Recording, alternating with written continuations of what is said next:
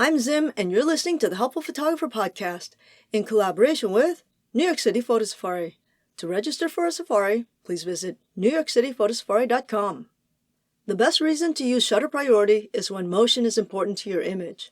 Whether you're trying to create motion blur, like with a panning shot, or you're trying to stop action, like with a bird in flight. In both cases, I find that photographers are overdoing it. They're either shooting too fast or too slow. The key is to shoot no faster and no slower than you need to achieve the results you want. When amateur photographers are shooting moving objects, the tendency is to shoot faster than is needed, and most people are shooting upwards of 3 or more stops faster than is required. This is problematic because it means that you're losing light. This forces your camera to compensate by moving your ISO up, which will bring down your resolution. That is, if you have your camera set to an auto ISO. And if you don't have ISO set to auto, your image will likely be underexposed. But what about the aperture, you ask? Yes, of course. Your camera will open up your aperture, but you're going to run out of that in no time. Okay, so let's consider this. The Sunny 16 rule says that if you're shooting outside with no shade and no clouds in the middle of the day, then you can shoot at an ISO of 100 f/16 with a shutter speed of 1/125th of a second. Let's say you're shooting a bird perched on a fence in the middle of the day in open light, but that bird likes to flutter about and you want to stop the action of the wings. At a shutter speed of 1/1000, this would force you to an aperture of 5.6. If you happen to be shooting a 2.8 lens, you still have room to maneuver. Good for you. But if you're shooting at sunrise or sunset, or if there's cloud cover, you're likely going to lose 2 stops in a hurry. If the bird decides to head into the shade, you will likely lose another 4 to 5 stops, which means at 2.8, you need to move your ISO to at least 1600. Are you starting to see the problem?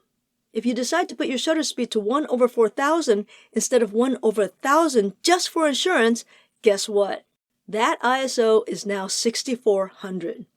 If you had set your camera to an auto ISO with a maximum below this, or if you had decided to set a static ISO because you didn't want such noisy photos, then you risk grossly underexposing your shot. Do consider that I guesstimated a 4-stop drop in light when that bird went into the shade, but in reality it is more likely to drop more than 4 stops. So that's the too fast problem. What about being too slow? There are a number of issues related to slow shutter speeds. Too slow of a shutter speed means that bird fluttering about won't be sharp. And then, of course, there's handshake, but this problem can be overcome with a tripod. But what if you want a slow shutter speed to show movement? Or let's say a panning shot with a moving background. I get a lot of people who want that classic shot inside Grand Central with all the commuters a little bit blurry so that it shows the hustle and bustle inside Grand Central. Many people automatically go to a 5 or 10 second exposure, but then nothing really happens and the building actually looks emptier than it is. With such a long exposure, the moving people begin to disappear from the image rather than look like they're moving. And those who are standing still waiting for a train, well, they're still standing still on the photo. The key with a shot like that is that I find that the shutter speed is usually somewhere between a half second and a 1 second exposure. Any more than that, the people begin to disappear. Another problem with having exposures longer than necessary is that you may encounter other problems out of your control, like the ground moving.